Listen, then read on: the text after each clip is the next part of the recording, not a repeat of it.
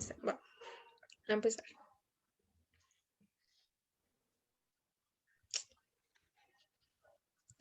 Entonces, lesión renal aguda en pediatría.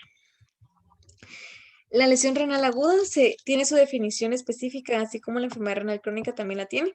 Entonces, se puede definir como el aumento de la creatinina sérica por arriba de 0,3 miligramos de cilitro del nivel basal en 48 horas.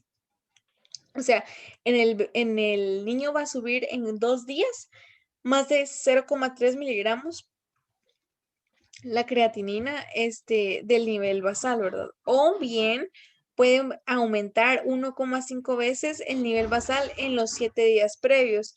Entonces, tenés que tener, pero para eso tendrías que tener como un dato que te dé la creatinina de una semana antes. Entonces, esto lo puedes hacer en los pacientes que están ingresados en el hospital. No lo puedes hacer con un paciente que te llega de emergencia porque obviamente no va a venir con una hojita de su creatinina semanal, ¿verdad? Entonces, lo que sí puedes hacer en estos casos es ver el volumen de la orina. Entonces, usualmente, pues nuestra excreta urinaria normal es de 0,5 mililitros kilo hora. Entonces, ya cuando hay menos de esto, pues hay oliguria. Y si hay oliguria durante 6 horas, entonces se puede considerar lesión renal aguda. Entonces, estas son las 3 definiciones que menciona Nelson. La lesión renal aguda es importante, tenemos que aprender a manejarla porque es el principal motivo de consulta a nefrología. Tiene una incidencia de 2 al 5% de hospitalizaciones, hasta más del 25% en lactantes y niños en estado crítico.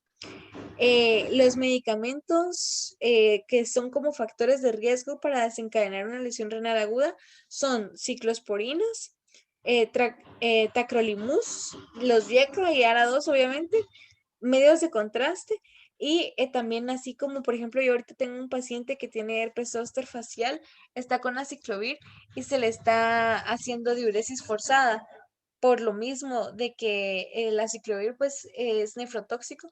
Entonces hay varios medicamentos de que nosotros tenemos que considerar la nefrotoxicidad para forzar diuresis y mantener con soluciones así para hiperhidratar al paciente, ¿verdad?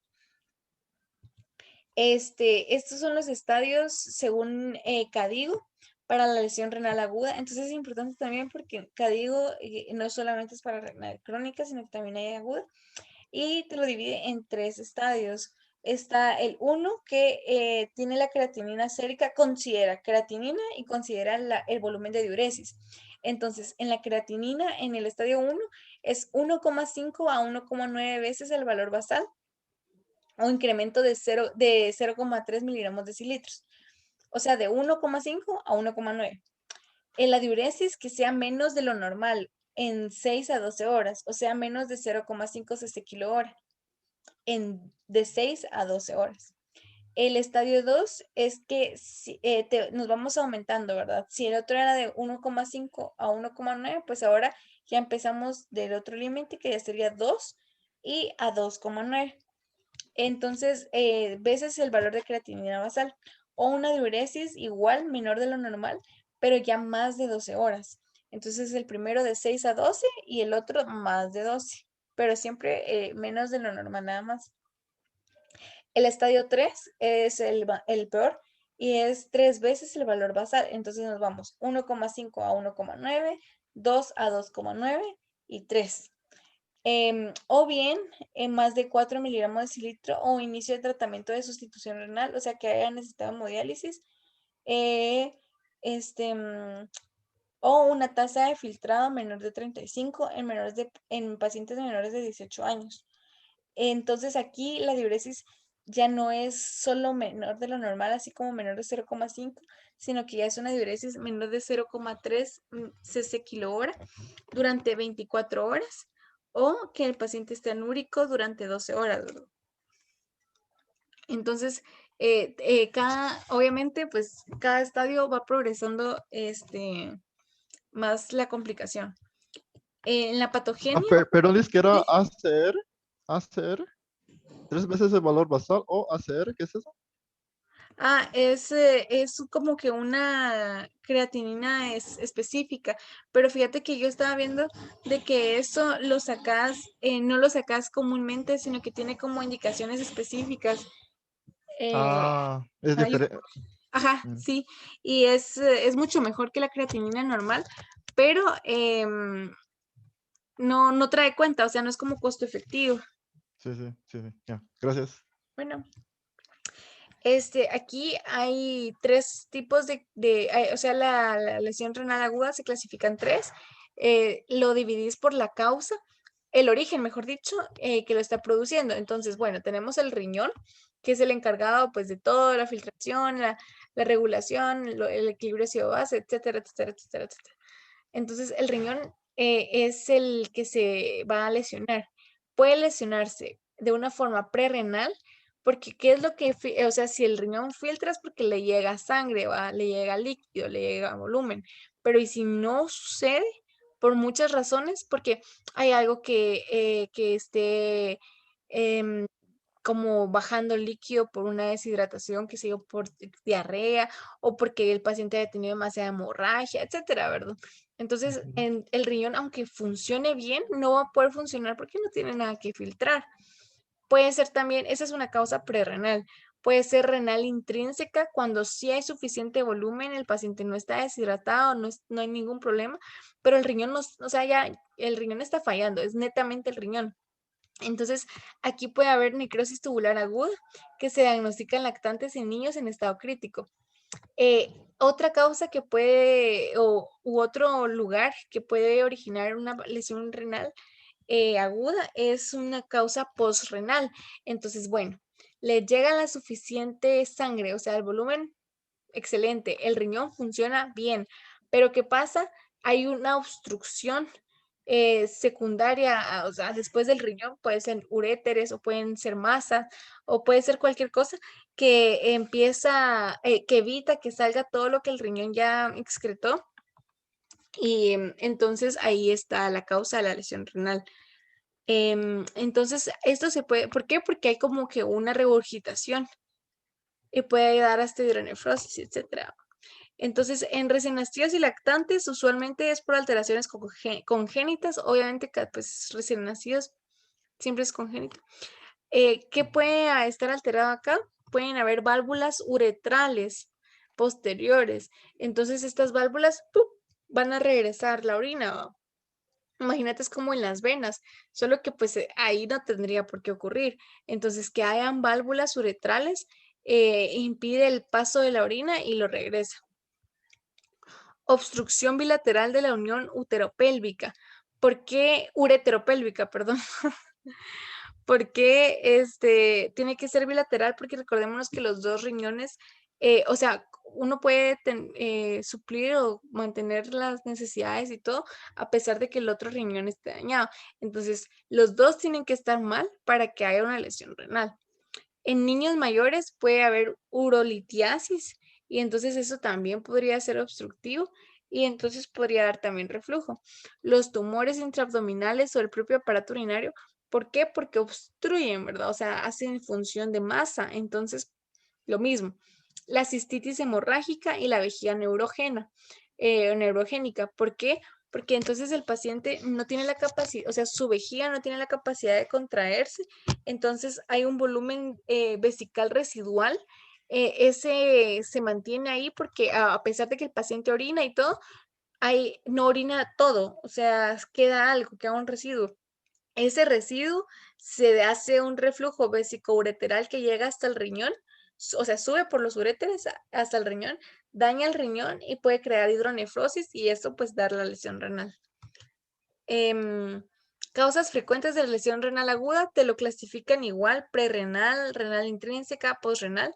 En prerrenal tenemos, yo creo que esto lo voy a leer nada más porque se entiende. Deshidratación, gastroenteritis, hemorragia, quemadura, sepsis, fuga capilar, hipolvuminemia, cirrosis, síndrome compartimental abdominal, insuficiencia cardíaca y anafilaxia. Entonces, pues todas te llevan a lo mismo, va a pérdida de volumen que llegue al riñón. La hipolvuminemia porque pues el edema, el volumen se va al tercer espacio, entonces como que si no hay, Y así como en la insuficiencia cardíaca, pues ya que el gasto cardíaco es inadecuado, igual es como que no haya, ¿verdad? Renal intrínseca, aquí puede haber por glomerulonefritis, postinfecciosa o poststreptocócica, lupus, púrpura de Henoch-Schönlein, membrano proliferativo, antimembrana basal glomerular, síndrome hemolítico urémico. Y esto era lo que mencionabas ayer, este síndrome hemolítico urémico se puede dar por diarreas. Entonces es interesante porque aunque la diarrea podría ser una causa de deshidratación que de una falla prerrenal, si se complica con el síndrome hemolítico urémico, entonces ya daría una lesión renal intrínseca. Entonces imagínate, ya tendría dos cosas así súper importantes. Te echas el riñón, va. Porque, me recuerdo que los agentes que mencionabas era la E. coli Y por ahí. Ujú, y Shigella, ¿verdad? Shigella disentería. ujú. Disentería. Este, El E. coli que produce la toxina de Shiga. Ujú. ajá, que produce la toxina de Shigella. Y, ¿qué más? Necrosis tubular aguda, necrosis cortical, trombosis de vena renal, rabdomiólisis, nefritis intersticial aguda, infiltración tumoral, toxinas y fármacos, síndrome de lisis tumoral y vasculitis. Va. La posrenal, lo mismo, va a crear como algo obstructivo que evita pues que aunque el riñón esté funcionando bien y sí le esté llegando el suficiente líquido, igual va a haber lesión, ¿verdad? Va a haber daño. Como lo que habíamos dicho que era congénito, las válvulas uretrales posteriores, pero también puede haber obstrucción de la unión ureteropélvica o de la unión ureterovesical. Puede haber ureterocele, tumores, urolitiasis, estenosis uretral, cistitis hemorrágica, vejiga neurógena y fármacos anticolinérgicos. Entonces, importante acá saber diferenciar las causas. Por ejemplo, en el renal intrínseco también hay fármacos, pero en el posrenal son específicamente anticolinérgicos. A ver, ¿qué más acá?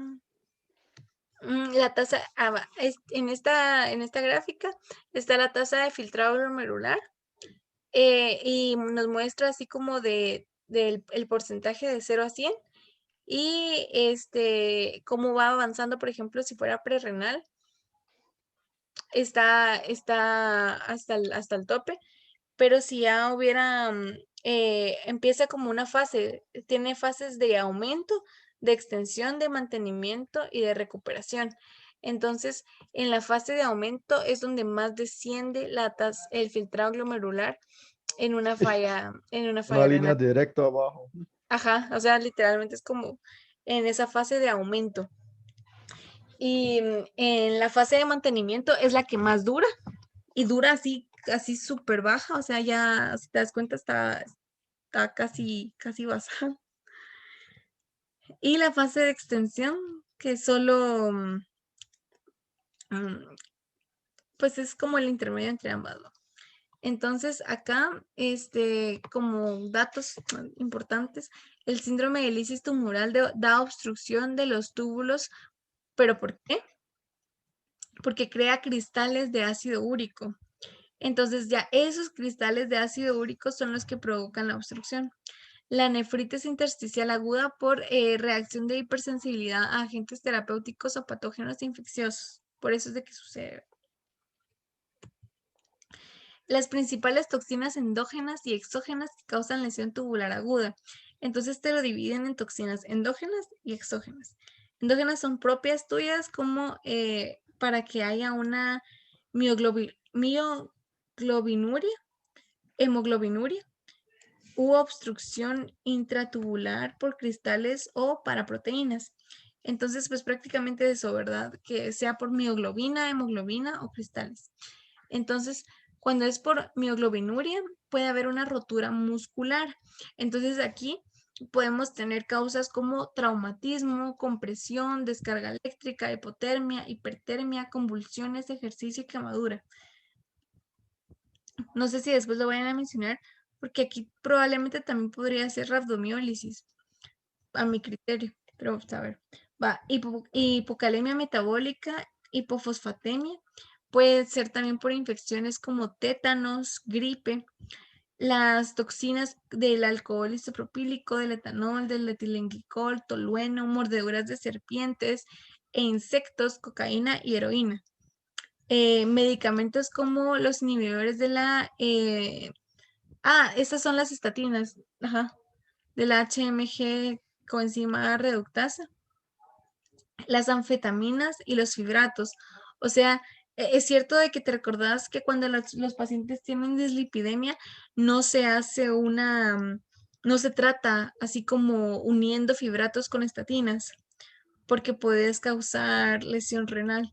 Es por eso, ¿verdad? Porque dan mioglobinuria.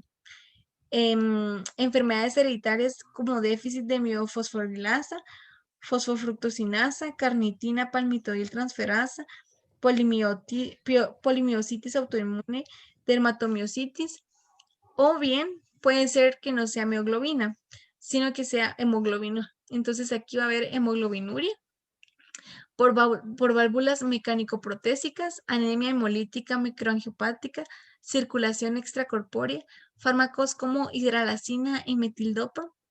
Entonces aquí pues los pacientes con hipertensión, ¿verdad? Que se estén tratando con hidralazina o metildopa la crisis, entonces podrían entrar en una lesión renal. Productos químicos como benceno, arsina, babas, habas, no sé qué es eso, glicerol, fenol, reacción inmunológica de transfusión, deficiencia genética de glucosa 6-fosfato deshidrogenasa y HPN. Y puede ser también por cristales o para proteínas. Entonces acá podría ser por el síndrome de lisis tumoral. ¿Te recuerdas que habíamos dicho que obstruía porque creaba cristales? Entonces también podría ser por déficit de la GHPRT, hormona, no sé, no sé qué es. No. O por mieloma múltiple, o por oxalato etilenglicol. Hay toxinas que son exógenas, entonces aquí podría ser por antibióticos, quimio, inhibidores de la calcineurina, disolventes orgánicos, venenos y otros. Entonces los antibióticos más nefrotóxicos, se podría decir, son aminoglucósidos, anfotericina B, agentes antivirales como aciclovir, cidofovir, indinavir, fosfocarnet, tenofovir, pentamidina y vancomicina. Entonces, en estos pacientes lo que más se recomienda es forzar diuresis con hiperhidratación para evitar o prevenir la nefrotoxicidad. En la quimio, pues cisplatino, ifosfamida, plicamicina, 5-fluorouracilo, citarabina, 6-tioguanina, metotrexato. En inhibidores de la calcineurina, ciclosporina y tacrolimus. Los disolventes de orgánicos como el tolueno, el etilenglicol, venenos de serpiente, paraquat y misceláneas como medios de radiocontraste, inmunoglobulina intravenosa, medicamentos antiinflamatorios no esteroideos, AINES, y preparaciones de fosfato oral para el intestino. Entonces, importante ver eso en los pacientes, si no tienen alguno de esos, para empezar a forzar diuresis y dar como esa profilaxis para la lesión renal. La presencia de hipertensión, edema periférico, estertores y galope cardíaco son indicativos de sobrecarga de volumen y apuntan hacia una lesión renal aguda intrínseca, secundaria a glomerulonefritis o necrosis tubular aguda. Entonces, tener como cuidado con eso de que, por ejemplo, se está sobrecargando al paciente con hidratación cuando realmente pues la lesión es intrínseca y ya el paciente ya tiene datos de sobrecarga, entonces ahí solo lo vamos a inundar y por gusto. Un exantema acompañado de artritis es sugestivo de LES o de nefritis de la púrpura de Henoch-Schönlein. Consideraciones especiales en el laboratorio. El C3, aquí pues laboratorios obvios, ¿verdad? Así como pues creatinina, etcétera, no los puse, pero el C3 reducido nos puede orientar a glomerulonefritis postinfecciosa, lupus, glomerulo membrano proliferativo. Entonces, esas tres entidades pueden darse por un C3 reducido. Los antistreptococos puede ser pues por una glomerulonefritis postestreptocócica. Si hay antinucleares, pues orienta más al lupus eritematoso sistémico. Los citoplasmáticos antineutrófilos son para granulomatosis con poliangitis, poliarteritis, micro o contra antígenos de membrana basal, porque o sea, van directamente contra la membrana, ¿verdad? Entonces, es una entidad autoinmunitaria. Que hayan eosinófilos sin orina nos orienta que haya una nefritis tubulointersticial medicamentosa. Entonces, importante ver la orina, ver las células y no solo pues la cantidad, sino tratar de saber qué células eran las que encontraron, porque los eosinófilos nos pueden orientar a eso. Recordémonos que la eosinofilia nos orienta a parásitos, a alergias y también si está en orina, a una nefritis tubulointersticial medicamentosa. Aquí hay como características de una prerrenal versus una intrínseca, solo con una orina prácticamente y una química. Entonces, ¿qué necesitamos? Pedirle al paciente una orina simple, una química en orina para ver el sodio urinario y un FENA para ver, perdón, y una química sérica para ver el sodio también y creatinina.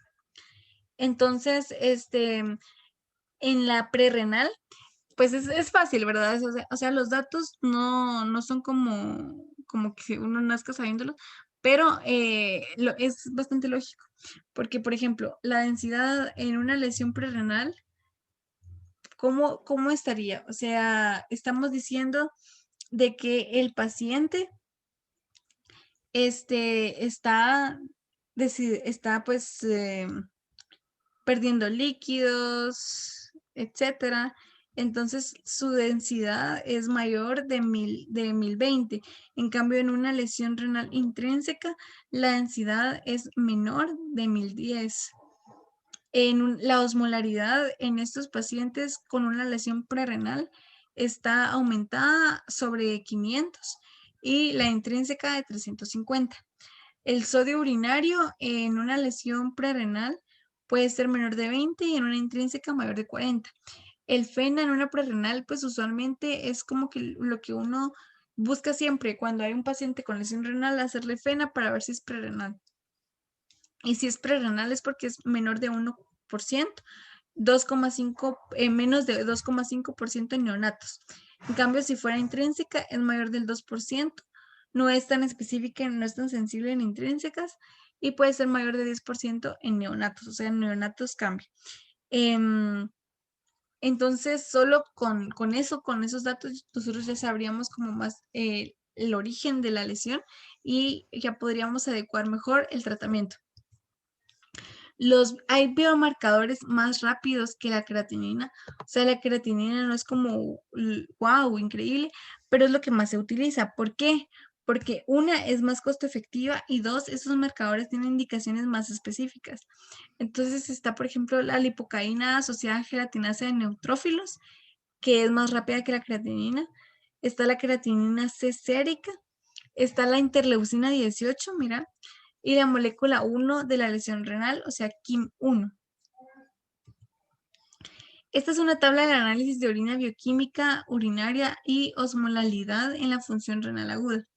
Entonces, acá vemos cómo estaría el sedimento, por ejemplo, en el caso de que haya hipovolemia o necrosis tubular aguda, nefritis intersticial, glomerulonefritis u obstrucción.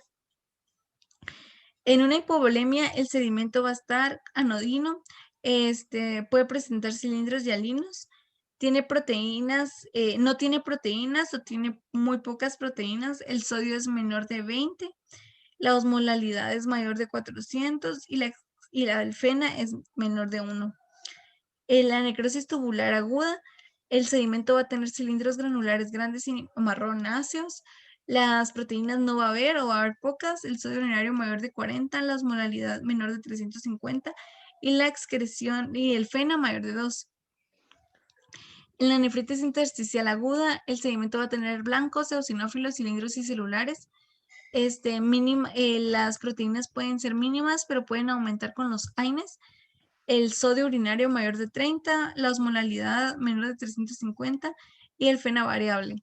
En la glomerulonefritis hay eritros, cilindros y eritrocitarios en el sedimento. Las proteínas están aumentadas arriba de 100.000 y el sodio menor de 20 y la osmolalidad mayor de 400 con un FeNA menor de 1. Cuando hay obstrucción, el sedimento está anodino o sanguinolento, hay pocas proteínas, menos de 20 sodio urinario cuando es agudo y más de 40 cuando es algo que ya lleva cierto tiempo, ya lleva pocos días. La osmolaridad es menor de 350 y el FeNA pues cambia, porque así como el sodio urinario cambia, entonces obviamente el FeNA va a cambiar. Es menor de 1 cuando es aguda y más de 1 cuando ya lleva 10. Entonces, solo así como cosas importantes. Las que más se asemejan en cuestión de sodio urinario y osmolalidad son la hipovolemia y la glomerulonefritis, porque ambas mantienen un FeNA menor de 1%. En la que hay proteínas aumentadas es la glomerulonefritis con más de 100 miligramos de cilitro de proteínas. Y en donde hay sangre en el sedimento es en la obstrucción. Puede haber sangre.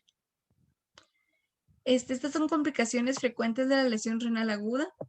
Hay complicaciones metabólicas como hipercalemia, acidosis metabólica, hiponatremia, hipocalcemia, hiperfosfatemia, hipermagnesemia, hiperuricemia. Entonces, pues prácticamente son alteraciones hidroelectrolíticas y del equilibrio ácido-base, ya que estos son dos cosas muy importantes que tiene el riñón como función. Y pues si no está funcionando bien, van a haber alteraciones.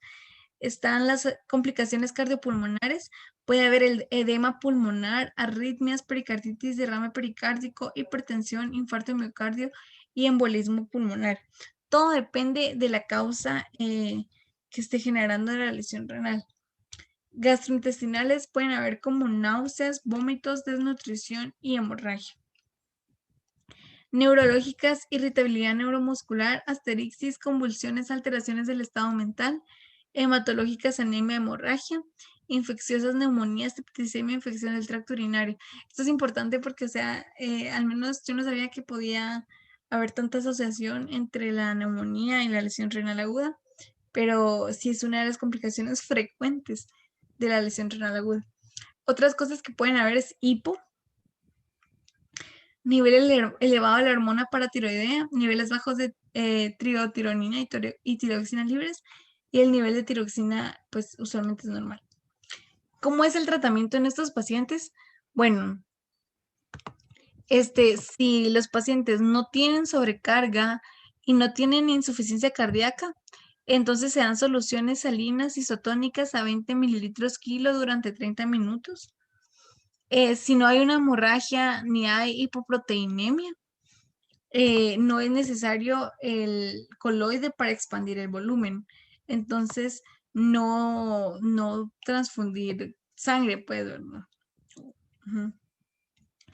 En hipovolémicos hay orina a las 2 horas después de la reposición de volemia. Si en caso, o sea, eso es lo normal. Tenemos un paciente con lesión renal prerrenal, o sea, lesión renal aguda prerrenal por hipovolemia, entonces se le empiezan a pasar su solución salina isotónica a 20 mililitros kilo hora en 30 minutos y todo. Y se evalúa al paciente a las 2 horas para ver si orinó. Se espera que haya orinado porque eso es lo normal. Si en caso no sucede, entonces ya tenemos que pensar en que pueda ser algo intrínseco o posrenal. Puede haber disminución de la presión arterial por sepsis. Entonces, cuando sucede eso, se tiene que dar reposición de líquidos intensa, seguida de infusión continua de un vasoconstrictor. La furo se puede dar en monodosis de 2 a 4 miligramos kilo IV, pero solo cuando ya hay volumen adecuado. O se puede dar también bumetanida a 0,1 miligramo kilo. Pero eso es importante, no podemos empezar con furo si, por ejemplo, si el paciente está hipovolémico o algo así, porque nos lo podemos chocar. El manitol se da si la etiología es por pigmentos. Entonces ahí cuando es por pigmentos puede ser mioglobinuria o hemoglobinuria, ¿verdad? Si no hay respuesta a los diuréticos, entonces se suspende y se restringen los líquidos a 400 mililitros por metro cuadrado en 24 horas. Entonces aquí ya se saca con superficie corporal y estas serían las pérdidas insensibles que sumado al volumen equivalente de la orina del día, a orina del día. Las pérdidas extrarrenales se tienen que reemplazar con la misma cantidad y calidad, así como lo que tú estabas explicando ayer. Entonces el paciente empieza con diarrea o empieza con vómitos o lo que sea, entonces se tiene que tratar de reemplazar ese líquido, ese volumen, pero con la calidad, o sea, con las características de ello, ¿verdad? O sea, con los electrolitos y todo más semejantes para que las pérdidas que se están teniendo se recuperen casi de la misma forma. ¿Qué pasa cuando hay un potasio arriba de 6 mil equivalentes? Bueno, cuando el potasio está arriba de 6, hay cambios en el EKG, pueden haber tepicudas, el QRS puede ancharse, puede haber depresión del segmento ST, arritmias ventriculares y hasta paro. Pero estamos hablando pues de algo extremo, ¿verdad? Un potasio arriba de 6. El tratamiento en estos pacientes es 1 gramo por kilo de resina de poliestireno sulfonato sódico PO o por enema. ¿Por qué? Porque el mecanismo de acción de este fármaco es que intercambia el sodio con el potasio. Entonces, una única dosis puede bajar 1 miliequivalente de potasio. Una única dosis. Se puede repetir cada 2 horas sin exceder la frecuencia para no sobrecargar de sodio. Entonces, imagínate, en teoría, si este paciente, imagínate que lo queremos llevar a 4 y se puede hacer cada 2 horas, en 4 horas ya te resolvió, ¿verdad? Pero hay que hacerlo así tranqui para no sobrecargar de sodio que después el paciente nos termine con una hipernatremia de rebote. Ahí. ¿Qué pasa si el potasio no está arriba de 6? Si está arriba de 7. Entonces acá se da resina, sí, pero con otros, asociado a otras cosas que también disminuyen potasio, como el gluconato cálcico al 10% para pasar a 100 miligramos kilo dosis con un máximo de 3000. Esto contrarresta la irritabilidad miocárdica, pero no baja el potasio. Entonces, esto es como un cardioprotector, pero, ajá, el gluconato cálcico es más como cardioprotector, se tiene que usar porque recordémonos, imagínate, el potasio arriba de 6 ya hacía arritmias ventriculares y cambios en el EKG, entonces ya un potasio arriba de 7 ya podría ser mortal, letal, ¿verdad? Entonces, como cardioprotector, a la resina se le agrega gluconato cálcico, que aunque no te baja el potasio, pues ayuda. Se puede dar también bicarbonato sódico de 1 a 2 miliequivalentes kilo IV 5 a 10 minutos o 0,1 unidad kilo de insulina regular, pero con glucosa al 50%, 1 mililitro kilo por hora. Y todos esos, el mecanismo como de acción que utilizan es que todos desplazan el potasio del espacio o sea, como que lo extracelular a lo intracelular, al espacio intracelular. Entonces, ajá, entonces como el potasio está en la sérico, ¿verdad? Está en la sangre, está en el espacio extracelular. Entonces, todo esto hace que entre potasio a la célula. Y entonces, si entra potasio a la célula, baja el potasio de los niveles séricos. Otra complicación que habíamos visto metabólica que podía ocurrir por una lesión renal aguda es una acidosis, pues metabólica, ¿verdad? Entonces, acidosis se va a definir como o bueno, ha de ser como alarmante cuando el pH es menor de 7,15, el bicarbonato menor de 8, y entonces cuando esto sucede, cuando el pH es menor a 7,15 y el bicarbonato menor de 8, se da bicarbonato hasta que se lleva el pH a un valor de 7,2.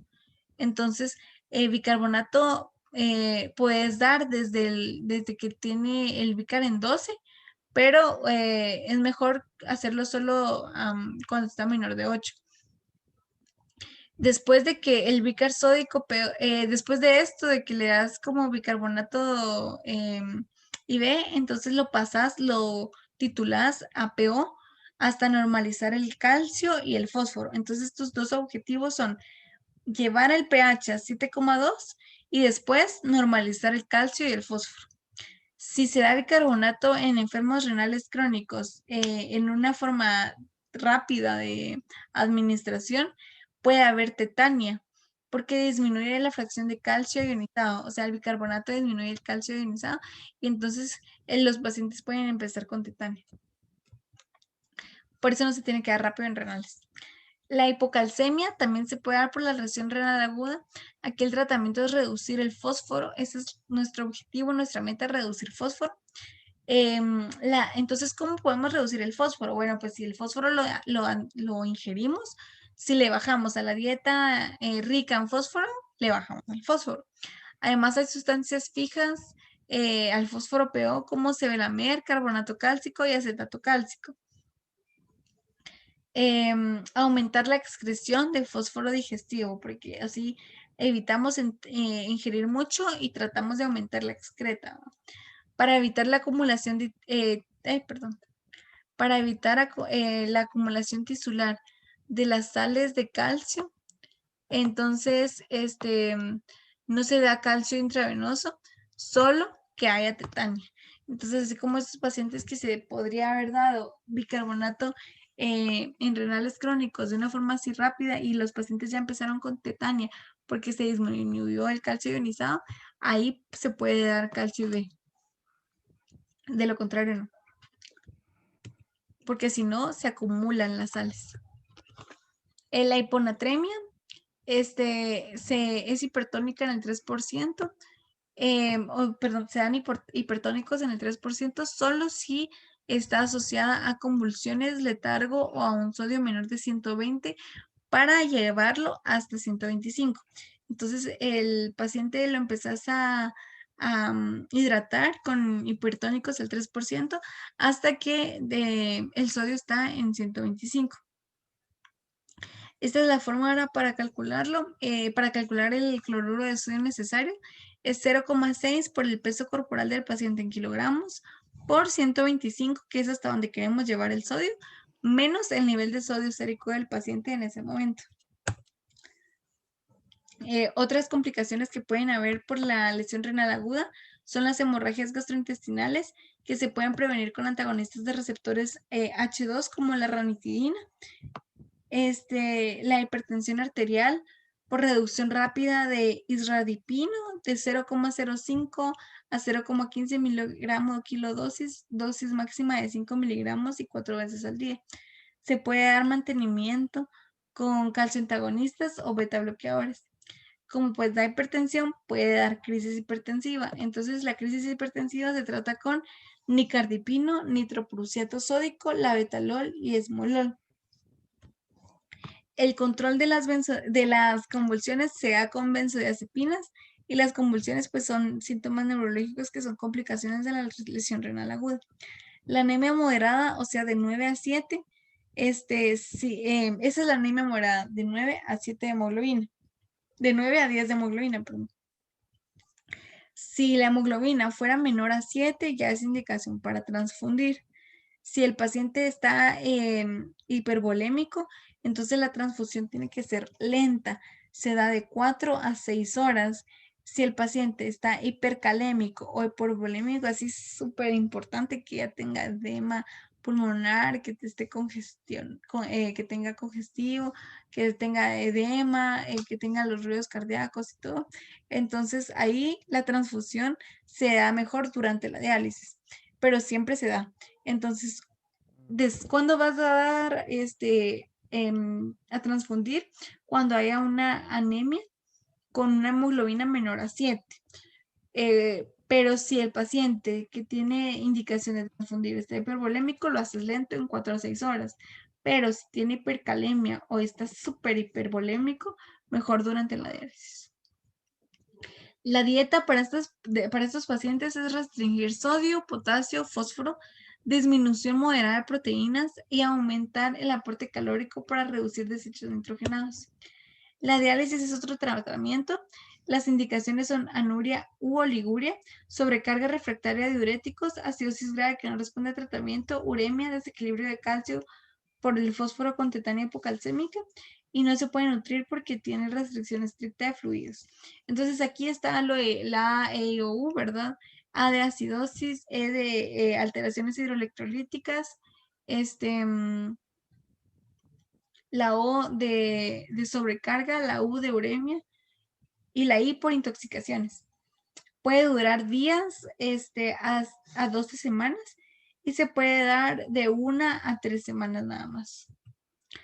Esta es la comparación de la diálisis peritoneal, la hemodiálisis intermitente y el tratamiento de la sustitución renal continua. Entonces, hay beneficios y complicaciones. El mayor de los beneficios en la diálisis peritoneal es el aclaramiento de potasio. Lo que tiene mayor beneficio en todo es la hemodiálisis intermitente. Entonces, si te das cuenta, tiene el máximo de beneficios en comparación a las otras dos en eliminación de líquidos, en aclaramiento de urea de creatinina, en aclaramiento de potasio y aclaramiento de toxinas. O sea, esa es la ideal. La sustitución renal continua, su mayor beneficio es la eliminación de líquidos. Ahora, complicaciones. La que tiene más complicaciones es la diálisis peritoneal. 1, 2, 3, 4, 5, 6, 7, 8, 9. 1, 2, 3, 4, 5, 6, 7. Ajá. Sí, la diálisis peritoneal. No hay alguna característica de las complicaciones así como severa con 2 cruces, pero sí en cantidad podría dar dolor abdominal, desequilibrio electrolítico, hiperglucemia, hipotensión, hernia inguinal o abdominal, peritonitis, pérdida de proteínas, compromiso respiratorio. Ahora, la que tiene más como en intensidad, se podría decir, es la hemodiálisis intermitente y su mayor complicación es la hipotensión. Entonces, tiene todos los beneficios, pero puede hipotensar. Por lo mismo de que como elimina también los líquidos y aclara también, entonces se puede hipotensar el paciente. En una sustitución renal continua puede haber hemorragia, puede haber hemorragia, desequilibrio electrolítico, puede o no puede haber necesidad de heparinización, hipotensión, hipotermia, infección de la vía central y trombosis vascular. Es un como cuadrito de la diálisis peritoneal, hemodiálisis intermitente y la sustitución renal continua. Entonces, la diálisis peritoneal se da más que todo en neonatos y lactantes. En cambio, la diálisis intermitente para hemodinámicos estables y la sustitución renal continua cuando son inestables. En la diálisis peritoneal se introduce el líquido en la cavidad por 45 a 60 minutos y luego se va a drenar por gravedad.